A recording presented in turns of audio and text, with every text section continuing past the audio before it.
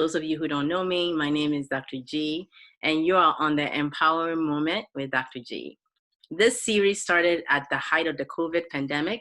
It was an opportunity for me to just come on here and just talk to you guys and encourage our families and everyone that is, on this autism journey.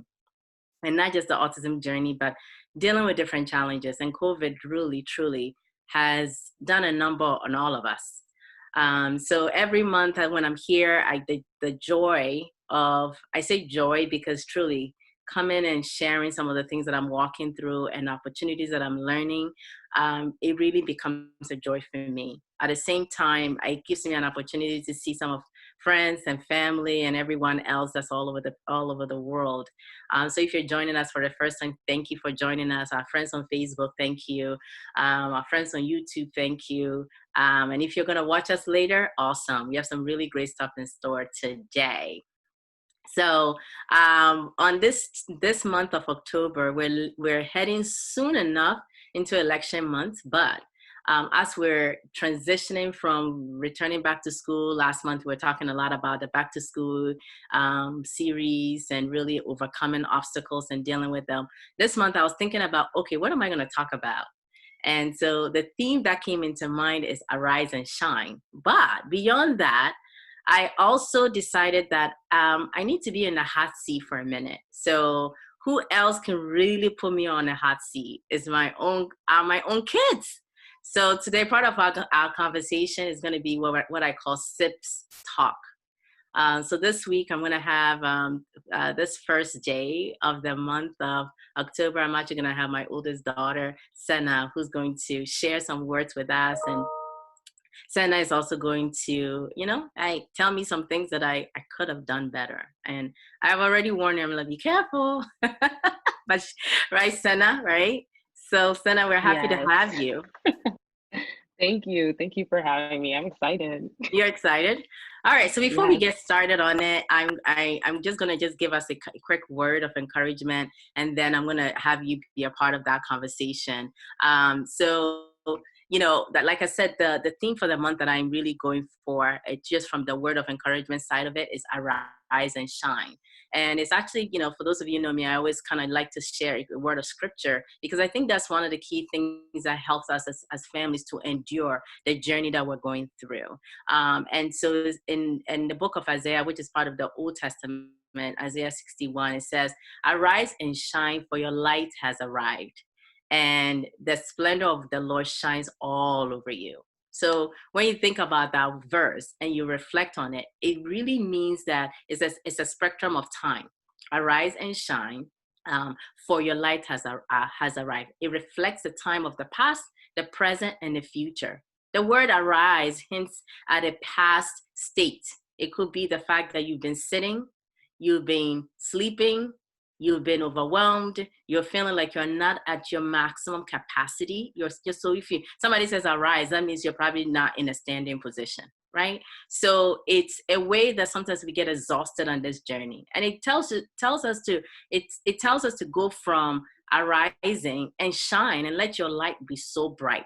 In other words, you need to do something from the from the past to the present, where you're sitting, to a present and to a future. And that's really what that is. And when you look at the Oxford Dictionary, looks at the word arise as originate, result, or come to be noticed, right? So arising means that now all of a sudden, maybe when you are sitting, now you become noticeable. Rising up means that you have to be deliberate in your attempt by doing something. It requires you to be, it requires an action on your part. It requires us to be mindful that we need to be empowered. When you arise, you gain confidence and you can go further and you can see further. Your gait is so much firmer. You can stand better. You're in a better position to deal with the challenges than when you're sitting or lying down. So when you're on your feet, you can use all the parts of your body. It is that part that you can run. It's at that part that you're able to move further. So the point here is that in this month, I want you to just be very intentional. Be very intentional about the things you do. This month I was like, you know what? It seems like for the last few months, as we were trying to transition and get Nick back to school and trying to put back our activities in order, you just feel a sense of being drained. And so this morning I was like, you know what? I'm going to arise. I'm going to stand tall. I'm going to be very intentional and deliberate about the things that I do. Why? Because if I don't, over time, you just find yourself dragging and dragging and dragging. So like I said, every month, the hope and the thought is to come on here and just give you a word of encouragement, to remind you that this journey that you're walking in life, it is for a purpose. It is for you to do some great things. It is all intended. So I want to welcome everybody that has joined us. I want to, thank you for making time to be a part of this conversation, Sean, and Ade and Chris. Thank you for being a part of this conversation today. So we're going to put the spotlight on Sena for a minute. Jenny, if you can help us put the spotlight on Sena for her minute, just because I think that part of her task is to talk to us parents a little bit. So I want to welcome my daughter Sena, who is the first child. She's, I'll let you do your own introduction. So, tell people a little bit about yourself. So, because I think it's important that people know who you are in your own words. Now, mommy telling you what you should say, or right. So, go for it. Yes. All right. Hi, everyone. My name is Sena Kumapley. As mentioned by my mom, I am the oldest of 3 siblings. I'm currently a senior at the New Jersey Institute of Technology studying biomedical engineering. And I guess part of my lifelong job is that I am the older sister to my brother, Nick. Um, Growing up as a sibling and especially as an oldest sibling, Oh my has goodness. I think been, Why are you I am the emphasizing oldest. that? Delali, my younger sister likes to try and make herself number one, but I'm always number one. But beside the point, being an oldest sibling obviously is a unique experience, but being an oldest sibling to a sibling with autism has been an even more interesting experience for me. And I think it's important to help give parents a perspective into what it's like to be a sibling with autism, because it can help you encourage and empower your sons and daughters, so that they also are comfortable and encouraged on this journey. Because I know for many parents it's probably really difficult, tiring at times experience, but also rewarding. And I just want to help your kids learn how to make it a rewarding experience for them too. So just to kind of start a little bit, talking a little bit about the emotions. I know that for me there was a lot of emotions growing up, especially in the beginning. And I think the first thing was confusion, because when I was younger, I didn't know what was happening. One day my brother was my best friend, and then all of a sudden he stopped talking to me. He didn't want to look at me anymore. He didn't want to ride bikes, and all of a sudden mom was saying he couldn't have cookies anymore, and all of that created a lot of confusion. I was like, what's happening? And no one was really answering my questions. And then once I finally understood what was happening with my brother, the next emotion was probably jealousy, because of all the attention. I know it's it's funny enough because I never really showed it. Jealousy, because sometimes stuff would be happening with me, and mom's attention is Nick. Her whole world is Nick. And I think I just learned how to be self-sufficient in dealing with my emotions. Sometimes some girl at school would say something horrible to me. I think 8th grade, some people made me cry in school, and I just wiped the tears, came home, and I was like, all right, ready for the next thing. So whoa, I didn't know about that. Yeah. I'll tell you that story later. Oh, okay. I'm taking notes. But yeah, I mean, as I grew older, I wasn't as jealous anymore. But especially when you're younger, that attention that other sibling gets can be a little bit difficult to manage. And of course, I think embarrassment and that struggle to explain to your friends and the people around you, what is autism? Why does your brother run around like that? Why can't you hang out with us? Stuff like that. Why can't we come to your house?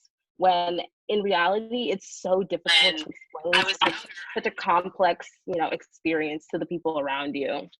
I mean, I think most importantly, it's just concern for, your sibling. I mean, I know that I still feel that, that concern for what happens to Nick, is he going to be okay? Things like that. And I think some of these emotions are definitely shared across the board, whether you're a parent, grandparent, sibling, everybody experiences that for someone you care about with, special needs. But I think some So, things that Sena, my before you keep going, I think you yes, hit on some really crucial things that I think that um, we need to think about in terms of the whole jealousy thing, in terms of the confusion thing. Can you just, help people to understand how you were able to process through that? yeah. I think definitely in terms of the confusion, I think just understanding and learning what autism is and how it affected my brother. I think learning exactly what was happening with him, why it was happening, explaining some of his behaviors, which I think you did like a really good job of doing with me. And then also sending me to, I guess, sibling day at next school and seeing all of the other kids in his class helped me to learn and understand exactly what was happening. So that eliminated some of the confusion for me. So definitely like breaking it down, explaining what is autism, that's why Nick taps on socks, that's why he's tiptoeing. And like after all of that, it started to really make sense for me. And I think in terms of the jealousy, I think having Diwali and my youngest sister really helped me cope with some of those emotions because we as she's gotten older too, we've started to talk a lot more about our experiences Mm. and the similarities that we have. And I think that even like talking to, you as my mom or dad, like, and like, it's talking about the emotions and the things we feel in terms of, being a sibling to Nick, I think really helped me process. So So, what's one singular moment where you were able to transition over to just say, okay, you know what, this is part of life. This is what I gotta. I mean, do you think of it's something that caused that shift for you? I think definitely my goal. Um, I think just being in that environment where, yeah, being exposed to the information and just being around other people who also are going through the same thing, just that environment allowed me to really shift. And I think it was, when did we start? I think when I was like 10 or 11-ish. I can't remember. It's been so long. But I think but I think it was around then that things started to really shift for me and I became more confident and I started Mhm. to talk about Nick a lot more at school, and being proud of who my brother was. So I think when you started to share a story more boldly, I started to share a story more boldly. So I think that that really made a I difference. know you're being super nice to your mom, but was there a moment that you're like, Mom, did you really have to put us out there? Yes. All of our pictures. Sometimes you tell stories, and I'm like, Mom, do you want to stop? It's kind of embarrassing me. But yeah, a lot of our pictures from when we were younger, those slightly cringier days were a little more difficult. So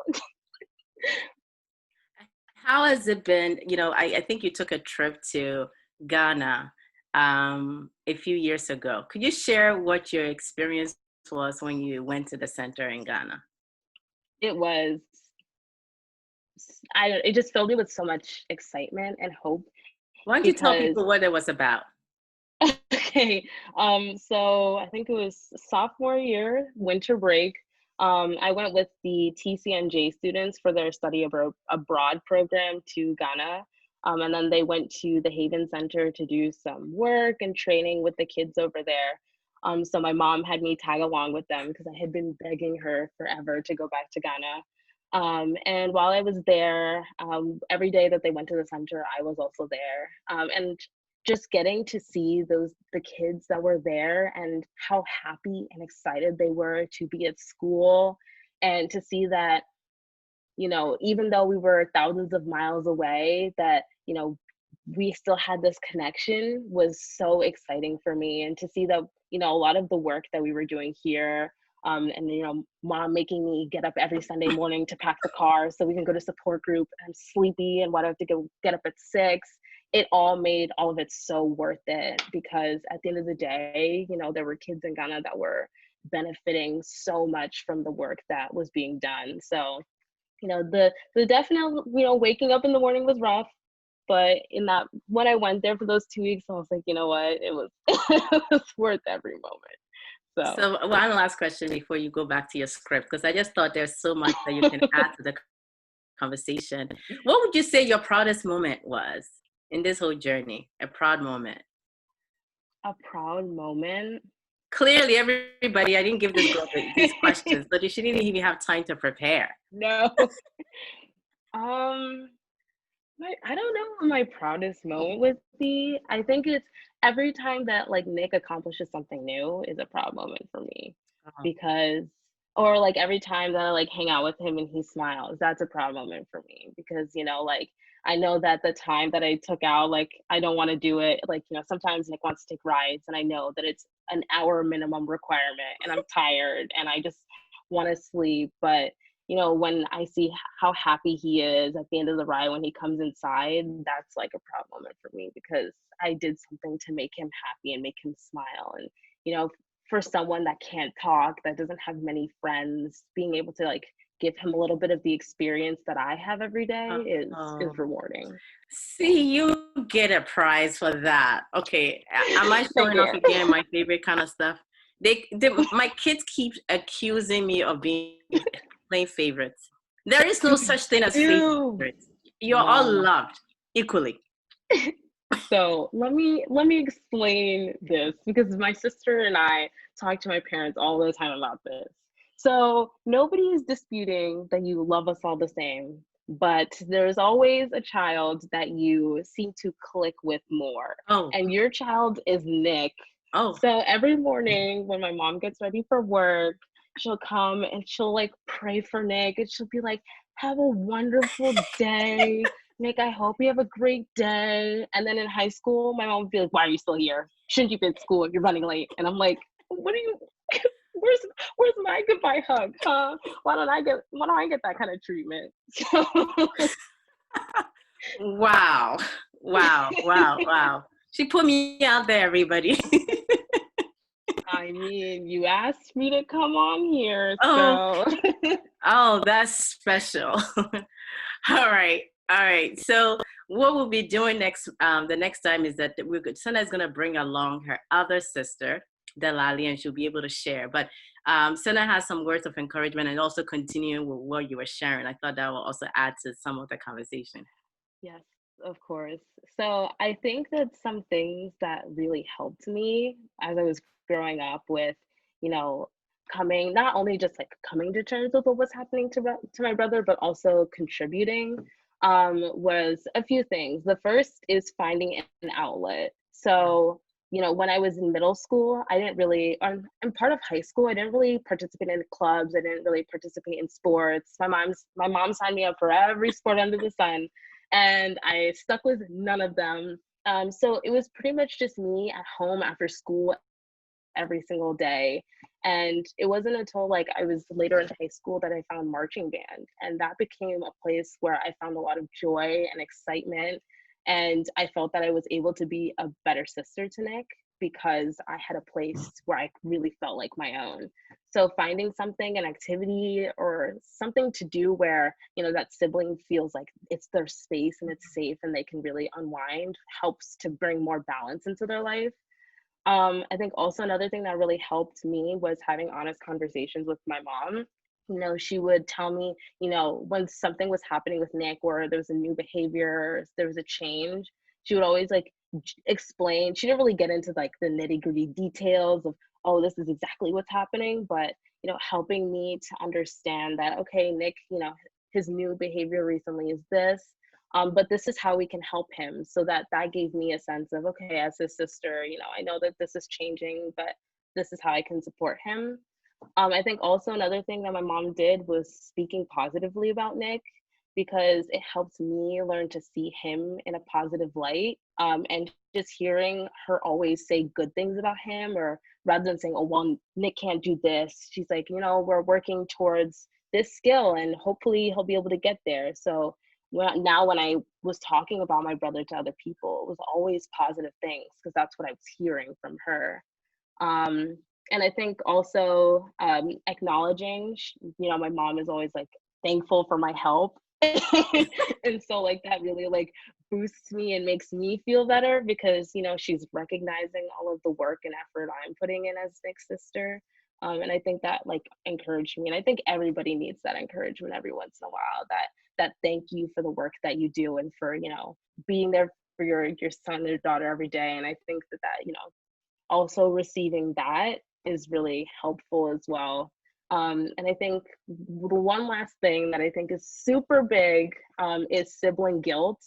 I know that even as I was going back to school after quarantine, the biggest emotion that I was struggling with and still kind of struggling with now is guilt. Guilty for leaving him behind. Nick doesn't really have that many friends. I'm his best friend and I'm leaving him. But, coming to terms and always helping, that sibling understand and know that it's okay to have your own life. It's okay to grow and accept new opportunities, take on new, challenges, and just to become your own person because, your life is not, you're not, well, how do I say this? But Nick is not my entire life. I am allowed to be my own person and I'm allowed to have a career. It's okay for me to move away from home. So we'll get there. But yes, I think especially like now that I've started to go to college, that's definitely been a thing that I've had to learn and grow and get used to. And every time I come home, Nick hasn't forgotten who I am, and he's equally as excited to see me. So I think those are definitely things that, like, as I've grown, and those like different pieces have come together to help me be a better sibling to Nick. So. Awesome. So Sena, how has your faith helped you in this journey? Because I think that, you gave a lot of credit to me, of course, and don't forget your dad because he's the other side of this Yes, whole coin. of But course. how has your faith been a part of you being able to deal with all these things you talked about, confusion, jealousy, guilt, all these emotions that you described? I think just praying for strength, and just that faith that I have in God that, Nick will one day be able to accomplish so much more than I, recognize every time, you know, people. And I think part of it, it's two sides to the coin. The first is me being able to pray and talk to God because God is the only person that truly understands what I'm going through. And, God is someone that I feel heard. And, even when everybody around me doesn't understand, just that overwhelming comfort that I have and that faith that I have in God and trusting Him, I think it gives me this overwhelming peace. And I think also part of that is that God provides resources for me. So every time that I felt really, really bad or low, God sends somebody my way who has that right piece of encouragement, those right perfect words that I needed to hear that day in order to, keep going. So I think that, it's being able to communicate with God, but then also God being able to send the resources and the people and the encouragement that I need. So Awesome. Well, it's been such an awesome conversation with you. Our talk this month was Sibs Talk. Our theme is Arise and Shine. And as you can see, I'm extremely proud of this young woman. By the way, everybody knows Senna acts more like the mom to Nick than I do. So let's just put it out there because we went when Nick had to go away to camp. oh my God. You want to talk about that camp experience when Nick had to go away to camp, a night camp for 1 week? What did you do? I was freaking out when I got there. I was like, oh my gosh, Nick, you're leaving me. I was so like distraught. Because I've gone away to sleepaway camp, but my brother has never left me. So I was like, oh my gosh, like, is he going to be okay? And as soon as he got there, he like didn't want anything to do with me. I was like, pushing us away. He got in his bed, put the blanket over his head. I was like, I'm so hurt. He doesn't want to see me anymore.